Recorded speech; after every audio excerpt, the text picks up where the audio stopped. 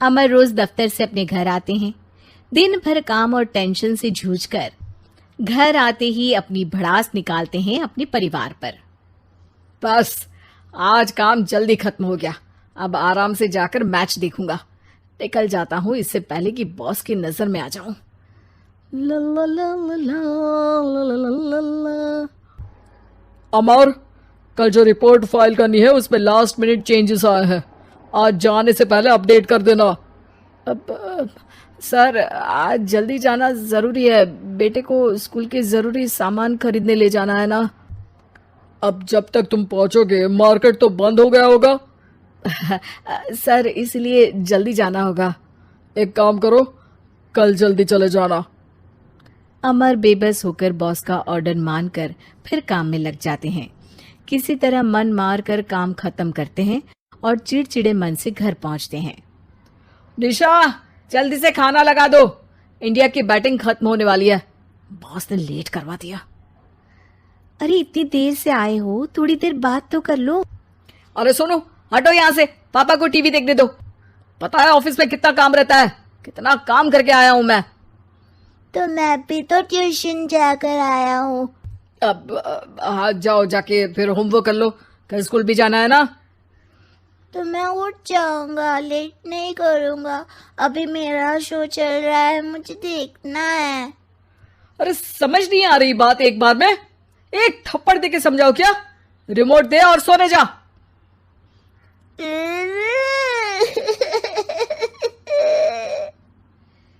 सोनू रोते हुए मम्मी के पास जाता है और अपने पापा की शिकायत करता है। निशा उसे पुचकार के एक और बेडरूम में ले जाकर सुला देती है। मैं डांटती हूँ पापा को, तू सो जा अभी, ठीक है बेटा। नेहा खाने की थाली लेकर अमर के पास पहुंचती है और मेज पर रख देती है। अमर टीवी में डूबा हुआ है और बिना देखे ही खाने लग जाता है। निशा सामने बैठे उसे घूरे रहती है। कुछ देर में अमर ये समझता है और उसे देखने लगता है और इशारे में पूछता है कि क्या बात है। ये कोई तरीका है सोनू पे चिल्लाने का? अभी रुको, इनिंग खत्म होने दो। अमर खाने लग जाता है और मैच देखता है। आखिरी बॉल होने के बाद वो निशा की तरफ देखता है। अरे निशा, पानी दे दो जरा। निशा थाली के बाजू में रखे ग्लास पर इशारा करती है। अमर उठा के पानी पीता है। अब बोलो। बच्चा है सोनू, एक बार तो मिलते हो दिन भर में रात को, और फिर वो अपने पापा की डांट सुन के सो जाए। अरे बच्चा है तो बात सुननी चाहिए ना उसे मेरी। जवाब दे रहा था। अरे दिन भर के बाद आया हूँ, इतना काम किया, बॉस के नखरे झेले, और घर आओ तो बेटा बहस करे। और सारी भड़ास घर आकर घर वालों पर निकालो। अरे तुम क्या बोल रही हो मुझसे ऐसे? तुम भी तो सारा दिन साथ रहती हो, डांटती भी तो हो उसे। बता रहा था वो मुझसे, अभी कुछ दिन पहले ही डांटा था ना तुमने। हाँ, मुझे अभी सोने के पहले बता रहा था। देखो अभी झगड़ा मत करो, मुझे आराम करना है, टीवी देखने दो। अरे तो उसको भी तो दिन भर पढ़ाई के बाद देखना होता है ना टीवी, आराम करने के लिए। कोई जरूरत नहीं है, छोटा है अभी, आदत बिगड़ जाएगी। और तुम उसकी वकालत करना ना बंद कर दो। चलो अभी सेकंड इनिंग्स चालू होने वाली है, गुड नाइट। अमर फिर से टीवी देखने लगता है और निशा उसे। कुछ सेकंड्स में वो उठ के जाने लगती है।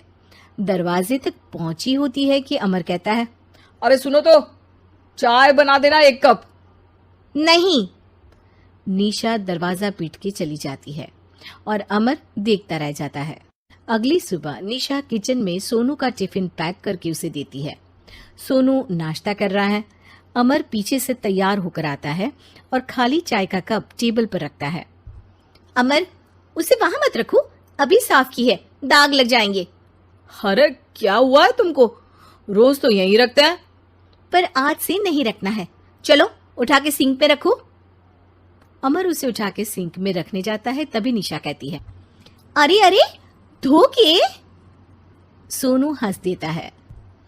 अमर उन दोनों को देखता है और कप धो के वहां से चला जाता है। निशा सोनू को देखती है और आंख मार देती है। चलो अब हंसना बंद, स्कूल जाओ और ध्यान देना, सब पूछूंगी दिन में। सोनू मुंह बना लेता है। सब अपना दिन बिताकर रात में फिर एक साथ आते हैं। आज अमर घर जल्दी पहुंच गया है और टीवी के सामने पसार के बैठ जाता है। पीछे से दरवाजा खुलने की आवाज आती है। खिलखिलाते हुए सोनू अंदर आता है, सीधे टीवी रूम के अंदर, और अमर को बैठा देख चौंक जाता है। पीछे से कमरे में निशा भी आती है। सोनू, हाथ पैर धो के कपड़े बदल लो, चलो जाओ। सोनू कमरे से बाहर चला जाता है। अरे निशा, जरा एक कप चाय। क्या हर वक्त चाय? नहीं है दूध घर में। अरे दूसरी बार ही तो मांग रहा हूँ ना। दूध वाले को बोला था दूध एक्स्ट्रा 1 लीटर लेकर आना, वो 1 लीटर कम लेकर आया। आज तुमको चाय नहीं मिलेगी, खीर बना दी है पूरे दूध की। अरे दूध वाले की गलती के लिए मुझ पर क्यों चिढ़ रही हो? मैंने क्या किया? तुम भी तो यही करते हो ना। ऑफिस में किसी की गलती हो तो घर आके चीखते हो। चाय पीनी है तो दूध लाना पड़ेगा नीचे से। अरे पर तुम नीचे से ही आई ना। मैं भूल गई, तुम भी तो नीचे से आए। निशा कमरे से बाहर जाती है और सोनू अंदर आता है। वो अमर को देखता है, फिर कुछ बोलता नहीं है। अरे क्या हुआ सोनू? मेरा टीवी देखने का टाइम है अभी। आज रात को देख लेना। देखो आप ना परेशान मत करो। आज ऐसे ही टीचर से डांट सुन ली है, अब आपकी नहीं सुनने वाला। अच्छा, क्यों डांटा टीचर ने? क्योंकि मेरा प्रोजेक्ट इनकम्प्लीट था।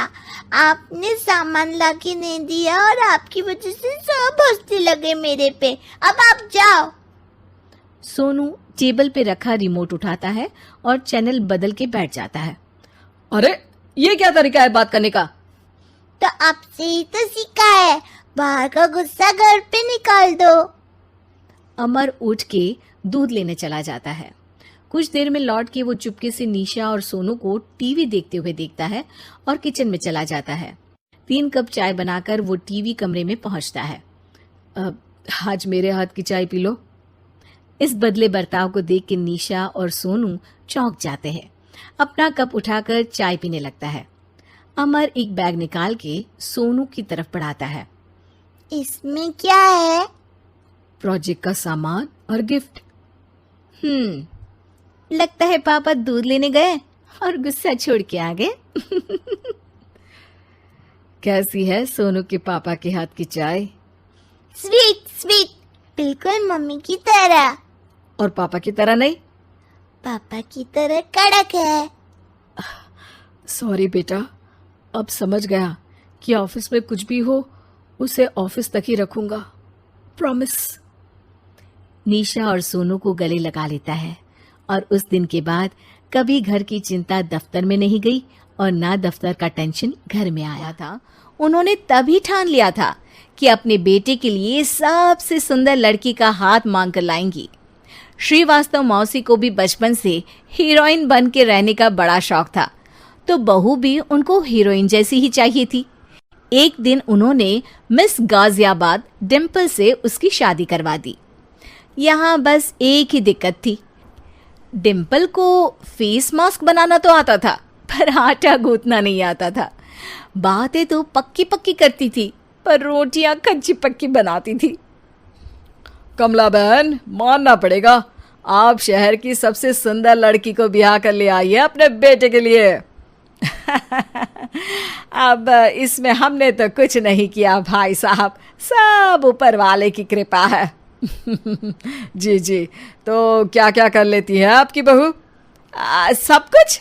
जाओ बेटा डिम्पल, शर्मा जी के लिए थोड़ा नाश्ता पानी बना लाओ। डिम्पल नजदीक जाकर श्रीवास्तव मौसी के कान में फुसफुसाती है। मम्मी जी, नाश्ता बनाना तो नहीं आता, सिर्फ पानी ले आओ।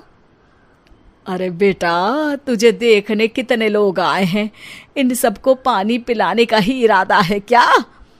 सुंदर हूँ इसलिए देखने आए हैं। क्या करूँ, मैं इतनी सुंदर हूँ तो आप ही बताओ ना, क्या करूँ मैं? अरे बेटा, कुछ मत कर, खाना बनाना सीख ले बस। श्रीवास्तव मौसी के लिस्ट में सुंदरता सबसे ऊपर आती थी और उन्हें उसी का फल मिला। उनके बेटे अशोक ने एक दिन माँ से शिकायत की। माँ, कैसी बहू ढूंढ कर लाई हो? मैं शाम को थक हार कर घर लौटता हूँ तो मुझे कहती है, आज पेडिक्योर करना है, करवा दोगे? अरे जबकि दिन भर काम करके पाँव मेरे थके थे, अरे बेटा ठीक है ना, धीरे धीरे सीख जाएगी। अरे क्या सीख जाएगी माँ, उससे कुछ भी नहीं आता। हफ्ते भर का शेड्यूल बना लिया है उसने, पेडिक्योर, हेड मसाज, मुल्तानी मिट्टी का ये वो, अरे पता नहीं क्या क्या। अरे मुझे तो नाम भी नहीं आते। देख बेटा, खाना बनाना, सब्जी काटना, ये सब सीखा जा सकता है, पर सुंदरता नहीं सीखी जा सकती। इतनी सुंदर बहू मिली है, फिर भी तू खुश नहीं है, कैसा बेटा है तू। श्रीवास्तव मौसी का मानना था कि समय रहते बहू सब सीख जाएगी, पर मिस गाजियाबाद से शादी कराने के बाद घर का जो नाम हुआ है वो जरूरी है। अरे सबकी बहू खाना बना लेती है, हमारे घर में तो काम वाली दीदी भी है, पर हमारे घर में जितनी सुंदर बहू है ना, उतनी किसी के घर में नहीं। ऐसा श्रीवास्तव मौसी सबको कहती रहती। फिर एक दिन वो हो गया जो नहीं होना चाहिए था। डिम्पल को पिंपल हो गया। डिम्पल घर में छुपी बैठी थी, पर ऐसी खबर छिपती कहाँ है। शर्मा जी घर में अपने बेटी की शादी का न्योता देने आए तो उन्होंने पूछ ही लिया, अरे आज आपकी बहू नहीं दिख रही? हाँ, वो ना थोड़ा काम में बिजी है, आती ही होगी। और इतने में डिम्पल सही में किसी काम से वहां आ जाती है। बस शर्मा जी की नजर पड़ जाती है डिम्पल के पिंपल पर, जो उन्हें चांद पे दाग जैसा लगता है। पूरे शहर में बात फैल जाती है कि डिम्पल को पिंपल हो गया है। ये दिक्कत काफी गंभीर थी और श्रीवास्तव मौसी को पता था कि अगर ऐसा चलता रहा तो उन्होंने जो हासिल किया था सब मिट्टी में मिल जाएगा। उन्होंने फट से डिम्पल को अपने कमरे में बुलाया। अरे बेटा, शर्मा जी के बेटे की शादी 1 हफ्ते में ही है, हमें उससे पहले ही तुझे वापस सुंदर बनाना पड़ेगा। तू बता, तुझे मेकअप के लिए क्या क्या चाहिए? डिम्पल की दी गई लिस्ट का सामान श्रीवास्तव मौसी शाम को ही ले आती है और उसके बाद शुरू होता है डिम्पल का मेकओवर। 1 हफ्ते में सारे क्रीम्स पाउडर टेस्ट हो चुके हैं और डिम्पल और श्रीवास्तव मौसी रेडी हो जाते हैं शर्मा जी के बेटे की शादी के लिए। शादी के दिन डिम्पल बहुत सुंदर लग रही थी। श्रीवास्तव मौसी को उम्मीद थी कि बस अब तो हर जगह वो और डिम्पल ही छाए रहेंगे, चाहे शादी किसी की भी हो। पर जब वो शादी में पहुंचते हैं तो उन्हें बाहर शर्मा जी लोगों का स्वागत करते मिलते हैं। अरे कमला जी, सही समय पर आई हैं, आप ही का इंतजार था। हमने भी हमारे बेटे के लिए मिस अहमदाबाद ढूंढी है। डिम्पल और श्रीवास्तव मौसी दोनों के मुंह खुले के खुले रह जाते हैं शर्मा जी की बहू को देखकर। वो तो डिम्पल से भी ज्यादा सुंदर थी। क्यों, हमने भी अच्छी बहू ढूंढी है ना? हाँ शर्मा जी, बाकी आजकल के ज़माने में सुंदरता से क्या होता है भाई। देखो, बूढ़े तो सब होते हैं, मैं तो मानती हूँ कि बस रोटियां गोल बना दे, इससे ज्यादा क्या चाहिए। सुंदरता का क्या है, ढल जाती है, पर गुण वो हमेशा रहते हैं। अरे बाबा, इतना बड़ा ज्ञान आपको कोई गुरु भी नहीं देता जितना बड़ा ज्ञान आपको एक छोटे से पिंपल से मिल गया। अगले दिन जब अशोक डिम्पल से बात कर रहा होता है, कल शादी में मिस अहमदाबाद के बाद सब मिस गाजियाबाद यानी तुमको ही देख रहे थे। क्या करूं, मैं इतनी सुंदर हूं तो आप ही बताओ, क्या करूं? क्या करूं मैं तो कहती हूँ कि घर का कोई काम कर या फिर बाहर अपने लिए कोई काम ढूंढ ले। है? क्या कहा माँ जी? हाँ जी, सुंदरता का क्या है? कल तूने मिस अहमदाबाद से मात खाई, आगे कोई मिस हैदराबाद आ जाएगी या मिस फैजादाबाद आ जाएगी, इसलिए काम पर ध्यान दो। हाँ। और कुछ महीनों बाद, अरे बहू, काम करने के बाद तू सुंदर है। नहीं। रतनलाल बहुत गरीब है और शराबी किस्म का आदमी है। वो रिक्शा चलाकर अपना जीवन यापन कर रहा है। रतनलाल एक अधेड़ उम्र के आदमी योगेश्वर को कभी कभी अपनी रिक्शा से मार्केट या मंदिर छोड़ता है और कभी कभी बाजार से उसका सामान भी ले आता है। एक दिन रतनलाल योगेश्वर से कहता है, साहब, आपके पास गाड़ी है, फिर भी आप कभी कभी रिक्शा से क्यों जाते हो? इन शहर की गलियों को आराम से देखना मुझे बहुत पसंद है। ठीक है साहब, मैं चलता हूँ, कल फिर आऊंगा। अरे रतनलाल रुको तो, मैंने सुना है कि तुम अपनी बेटी को कुछ पैसों के बदले किसी को दे रहे हो। अब अभी किसी को बेचे नहीं तो क्या करे साहब, एक छोटा बेटा है, उसको पढ़ाना भी है, उसकी देखभाल भी करनी है, और अगर मैं बेटी को घर में रखूंगा तो उसकी शादी कैसे करूंगा साहब। तुमको कितने पैसे मिल रहे हैं?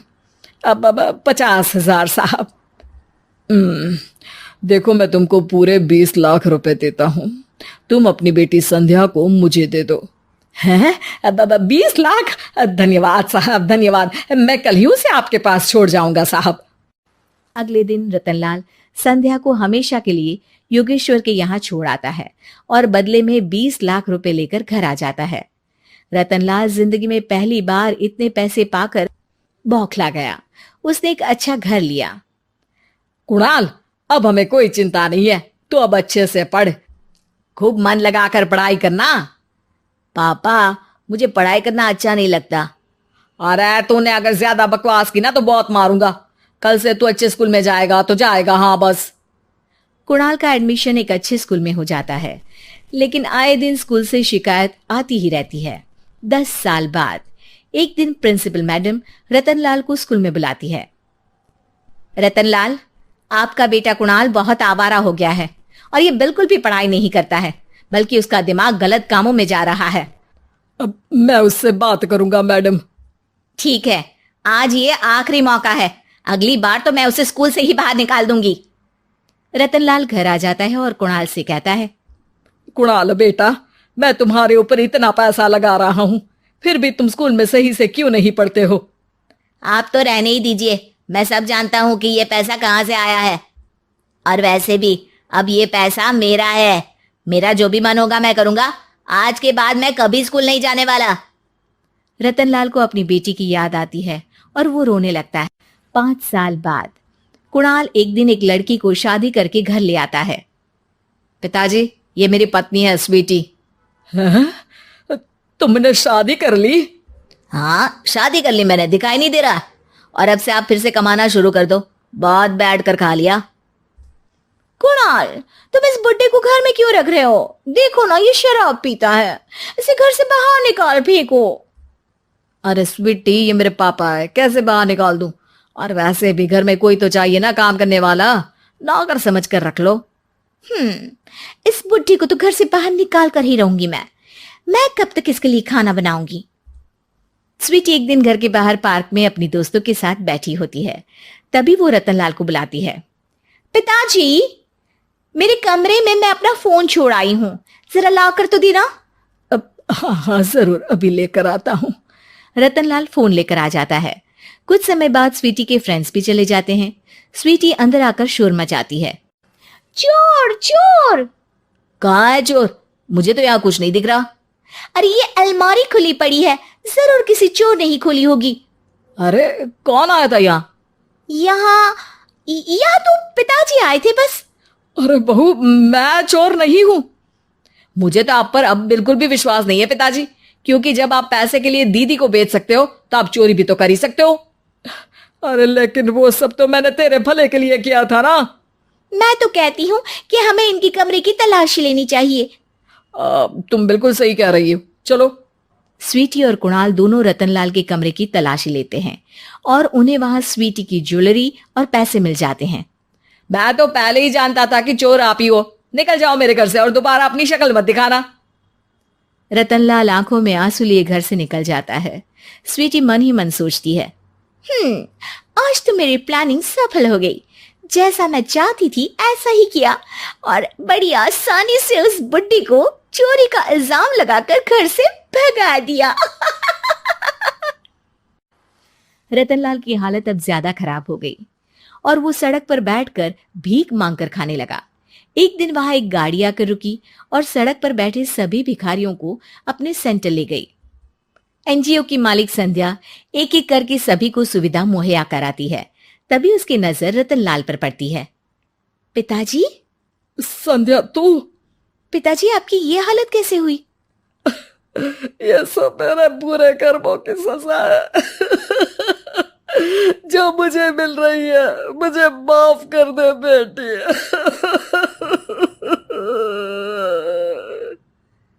पिताजी, मैं आप पर बिल्कुल भी गुस्सा नहीं हूं, क्योंकि आपने मुझे यहाँ भेजकर अच्छा ही किया।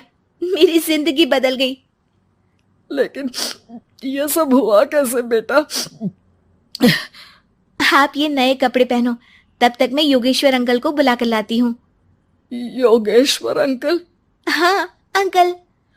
योगेश्वर जी ने तुझसे शादी नहीं की थी? नहीं तो पापा, उन्होंने तो मुझे पढ़ा लिखा कर इस काबिल बनाया है कि मैं आज सबकी सेवा कर पा रही हूँ। रतनलाल पश्चाताप करके रोता रहता है। तभी योगेश्वर भी वहां आ जाता है। रतनलाल जी, आपकी ये हालत कैसे हुई? इतने सारे पैसों के बावजूद भी? क्योंकि मैंने बेटे और बेटी में भेदभाव किया था। लेकिन आपने ये कैसे किया? मुझे ये जानना है, बताइए। सालों पहले जब संध्या छोटी थी, तब मैंने एक बार एक आदमी से तुम्हें बात करते हुए सुना था, जो कुछ पैसों में संध्या को तुमसे खरीद कर शादी करना चाहता था। मैं उस समय एनजीओ में बच्चों के लिए ही काम कर रहा था और मैं किसी भी लड़की की जिंदगी खराब होते नहीं देख सकता था। इसलिए मैंने अपने जीवन की कमाई का एक बड़ा हिस्सा तुम्हें दे दिया था। सच में कितना गलत था मैं। मुझे माफ कर दो। अब आप दोनों मेरे साथ घर चलो और आज मैं अपना सच्चा प्रायश्चित करना चाहता हूँ। योगेश्वर और संध्या रतनलाल के साथ घर जाते हैं। स्वीटी दरवाजा खोलती है। चोर भिखारी, तू फिर से आ गया? चल भाग यहाँ से बुड्ढे। ये घर तुम्हारे बाप का नहीं, मेरा है। बाहर निकलो यहाँ से। रतनलाल कुणाल और संध्या को घर से बाहर निकाल देता है। योगेश्वर जी, अब ये घर आपका है और अब आप यहाँ एक और एनजीओ खोल सकते हैं। शायद अब ये सच्चा प्रायश्चित है। ऑफिस जाती है और बच्चों में लगी रहती है। अरे ऑफिस क्यों नहीं छोड़ देती, या फिर घर के लिए कोई नौकरानी रख ले। कैसी बात कर रही है माँ? जानती तो है ना अभी इनके ऊपर कितना लोन है। थोड़ा ही सही मदद कर देती हूँ तो अच्छा लगता है, और अभी उनको मेरे पैसे की जरूरत भी तो है। सुधा चंदर को बचपन से प्यार करती थी। एक ही मोहल्ले में खेल कूद कर बड़े हुए दोनों। जहाँ सुधा संपन्न परिवार से थी, तो वहीं चंदर का परिवार आर्थिक परेशानियों से जूझता ही रहा। लेकिन सुधा की जिद के आगे किसी की नहीं चली। सुधा, कल ऑफिस जल्दी जाना है और 2 दिन के लिए गुजरात ऑफिस के काम से भी जाना होगा। अरे कैसी बात कर रहा है बेटा? बहू को अगले महीने बच्चा होने वाला है, इस वक्त तो उसके साथ रहे। अरे कोई बात नहीं ना माँ, उनको जरूरी काम होगा, वरना मेरा चंदर ऐसे वक्त में मुझे छोड़कर कभी नहीं जाता। चंदर सुबह घर से निकलता तो आधी रात को घर में घुसता, वो भी शराब के नशे में। चंदर की माँ उसे खूब समझाती। अरे माँ, देख रही हो ना कितना कर्जा है सर पर, काम करना पड़ता है। दिन रात काम नहीं करूँगा तो घर कैसे चलेगा? अरे लेकिन बहू को भी तो देख लिया कर, इस हालत में भी घर का बाहर का सारा काम करती है। चंदर तो जैसे माँ की बात सुनकर भी अनसुना कर देता है। ऑफिस के बाद चंदर का फोन माँ के पास आता है। माँ, वो ऑफिस के काम से आज रात के लिए पास के शहर के ऑफिस जाना पड़ रहा है, कल सुबह आ जाऊंगा। सुधा रात को कमरे में सो रही होती है कि उसके पेट में दर्द होता है। सुधा चंदर को वीडियो कॉल करती है। इनको फोन कर लो, शायद कुछ आराम मिले। लेकिन 10 बार फोन करने पर भी वो सुधा का फोन नहीं उठाता। ऑफिस के काम से गए हैं, हो सकता है बिजी हो। कितनी मेहनत कर रहे हैं हम लोगों के लिए। सुधा सो तो जाती है, लेकिन अकेले उसे कमरे में डर लगता है। अगले रोज चंदर घर आता है, जहाँ सुधा ऑफिस जाने के लिए तैयार हो रही थी। तुम आज भी ऑफिस जाओगे? कल रात भर तो ड्यूटी की है, थक जाओगे, छुट्टी ले लो ना। अरे नहीं नहीं, कैसी बात कर रही हो, ये तो पॉसिबल ही नहीं है। अच्छा रुको, मैं जल्दी से तुम्हारा खाना और नाश्ता बना देती हूँ। बेचारी सुधा ऑफिस जाना छोड़कर लग जाती है पति के लिए खाना बनाने, उसके कपड़े प्रेस करने और जरूरत का सामान मुहैया कराने के लिए। हो सके तो रात की ड्यूटी मत लिया करो ना, मुझे बहुत डर लगता है। अरे यार क्या है, तुम तो ऐसे बिहेव कर रही हो कि तुम ही अकेली हो जिसे बच्चा होने वाला है। इतने लोगों के पति जो काम के सिलसिले में बाहर होते हैं, उनका क्या? सुधा को चंदर के मुंह से ये बातें अजीब लगती है। अरे हुआ क्या है तुमको? पहले तो तुम मेरा कितना ख्याल रखते थे, मेरे पास रहते थे, मेरी दवा से लेकर खाने पीने तक का सारा ख्याल, और अब इस बार तो तुम एक दफा भी मेरे साथ डॉक्टर के पास नहीं आए, क्यों? अरे पागल हो गई हो क्या? पागल वाली बात कर रही हो? काम धंधा देखो या फिर तुम्हें लेकर टहलता फिरो। और मुझे शुक्रवार की रात को काम से निकलना है, सोमवार आऊंगा। सुधा को समझ में नहीं आता कि क्यों अचानक से चंदर को फील्ड का काम मिल गया है। लेकिन एक दिन, सुधा, मैं और चंदर जरा एक रिश्तेदार के घर जा रहे हैं, तुम भी तैयार हो जाओ, घर में अकेली कैसी रहोगी? अरे नहीं नहीं, इस हालत में इसे लेकर जाना ठीक नहीं है। अरे लेकिन मैं ऑफिस भी तो जाती हूँ, फिर घर में अकेले। चंदर उसकी कोई बात नहीं सुनता। वो सीधा कार निकाल कर माँ को लेकर चला जाता है। सुधा घर के काम में लग जाती है कि अचानक उसकी नजर चंदर के बैग पर पड़ती है, जिसमें एक कागज दिखाई देता है। इनकी कागज भी ना इधर उधर फैले होते हैं, एक भी खो जाएगा तो बवाल करेंगे। लेकिन जैसे ही सुधा वो कागज खोल कर देखती है तो वो सदमे में आ जाती है। दरअसल वो कागज नहीं, बल्कि चंदर और उसके ऑफिस में काम करने वाली लड़की चांदनी की गोवा की टिकट होती है। सुधा चंदर के बैग को खोलकर देखती है तो उसे होटल के बिल से लेकर महंगे गिफ्ट्स और दूसरे शहरों के टिकट मिलते हैं। सुधा को समझते देर नहीं लगती कि उसका पति किसी और लड़की के साथ है। चंदर के आने पर सुधा उससे बात करती है। अरे नहीं नहीं, ऐसा कुछ नहीं है, तुमको गलत फहमी हो गई है। लेकिन जब सुधा के सवाल तीखे हो जाते हैं तो चंदर को अपनी गलती माननी पड़ती है और वो सुधा से माफी मांग लेता है। सुधा फैसला कर लेती है कि वो चंदर को छोड़ देगी। बच्चे और सामान को लेकर वो घर से निकल ही रही होती है कि सास उसे रोकती है। कहाँ जाएगी बेटा, रुक जा। चंदर को सुधा का जाना खल नहीं रहा था। वो झूठे मुंह भी उसे रोकने की कोशिश ही नहीं कर रहा था। सुधा चंदर को देखती है और मायके चली जाती है। मायके में माँ कहती है, अरे ऐसे कैसे घर छोड़कर आ गई? कौन सा चंदर तुझे छोड़ रहा था? माफी तो मांग ली थी ना। देखो बेटा, बेटी डोली में जाती है और अर्थी में ही निकलती है। पर पापा, मेरा आत्मसम्मान, उसका क्या? आपने मुझे पढ़ाया लिखाया है, इस लायक बनाया कि मैं खुद का खर्चा उठा सकूं, बेटी को पढ़ा सकूं, एक अच्छा जीवन पाऊं। अरे लेकिन पति की जरूरत तो होती है ना सुधा दीदी, और अगर आपको नहीं है तो इस बच्ची का सोचो जो अपने पिता से इस कदर जुड़ी है। आने वाले बच्चे की सोचो जिसके आने से पहले ही आपने पिता का प्यार से दूर करने की सोच ली। सुधा फोन देखती है लेकिन चंदर का कोई कॉल नहीं होता। वो समझ नहीं पाती कि अपने आत्म सम्मान के बारे में सोचे या बच्चों के बारे में। मम्मी, हम नाना नानी के घर से दादी और पापा के पास कब जाएंगे? नहीं जाएंगे बेटा, अब यहीं रहेंगे। नहीं मम्मी, मैं पापा के पास जाऊंगी, मुझे दादी के साथ रहना है। और मेरे साथ? हाँ, आपके साथ भी तो, सबके साथ माँ। देखो सुधा दीदी, आपके सर पर पिता का साया होना जरूरी होता है। अपने घमंड के लिए पिता और बेटी को अलग मत करो। सुधा अब सामान उठाकर अपने ससुराल जाने लगती है, लेकिन मन में सवाल रह जाता है कि जिसे दुनिया घमंड समझ रही है वो उसका आत्मसम्मान था। चंदन ने माफी जरूर मांग ली, लेकिन कभी ये एहसास नहीं दिलाया कि वो सिर्फ उसी का है।